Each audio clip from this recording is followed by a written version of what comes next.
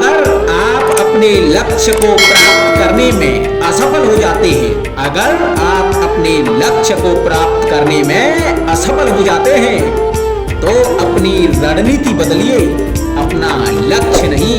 राधे राधे। एक इंसान सफल जब होता है, एक इंसान सफल जब होता है, वो दुनिया को नहीं खुद को बदल देना शुरू कर देता है। निंदा से भयभीत होकर अपने लक्ष्य को ना छोड़ें मित्रों, निंदा से भयभीत होकर अपने लक्ष्य को ना छोड़ें, क्योंकि लक्ष्य मिलते ही अक्सर निंदा करने वालों की राय बदल जाती है। मेहनत इतनी खामोशी से करो, मेहनत इतनी खामोशी से करो कि आपकी सफलता शोर मचाती है। ये लोगों की गलतफहमी है कि ये लोगों की बहुत बड़ी गलतफहमी है। इस संसार में कोई ऐसी मंजिल नहीं, कि इस संसार में ऐसी कोई मंजिल नहीं जिस तक पहुंचने का रास्ता ना बना हो।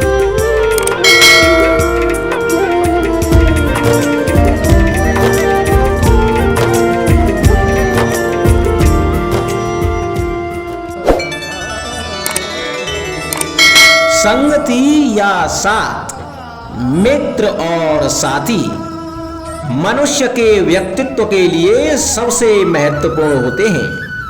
अब आप कहेंगे कि ये कैसे? मनुष्य अवश्य अपने व्यक्तित्व के लिए उत्तरदायी होता है, परंतु मनुष्य संगति में ना चाहते हुए भी उसका व्यक्तित्व संगत की भांति हो जाता है। इन पात्रों को देख रहे हैं आप? मध्य में जल रखा है, इसमें दूध और इसमें मलिन कीचड़ रखा है। यदि मैं इस जल को दूध में मिलाता हूं तो यह जल दूध बन जाता है, और यदि इसी जल को इस मलिन कीचड़ में मिलाता हूं तो यह जल या मलिन कीचड़ में परिवर्तित हो जाता है। हाँ, ऐसी कोई युक्ति नहीं कि जल बिना घुले मिले दूध या कीचड़ में अपना अस्तित्व बनाए रखे या इनसे अलग बना रहे।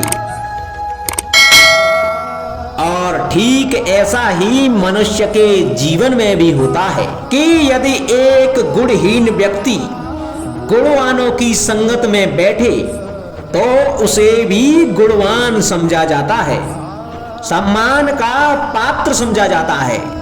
और यदि एक गुणवान व्यक्ति गुणहीनों की संगत में बैठे तो उसे भी तिरस्कार मिलता है।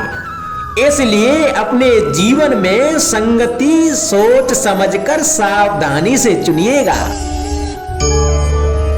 कभी खेत में किसी किसान को खेती करते देखा है? वो उसे सींचता है, जोतता है, पशु पंछियों से खेत की फसल की रक्षा करता है, परंतु एक बात का वो सबसे विशेष ध्यान रखता है कि कहीं खेत में खरपतवार न उग जाए, क्योंकि एक खरपतवार का लान खेत की सारी फसल को नष्ट कर सकता है।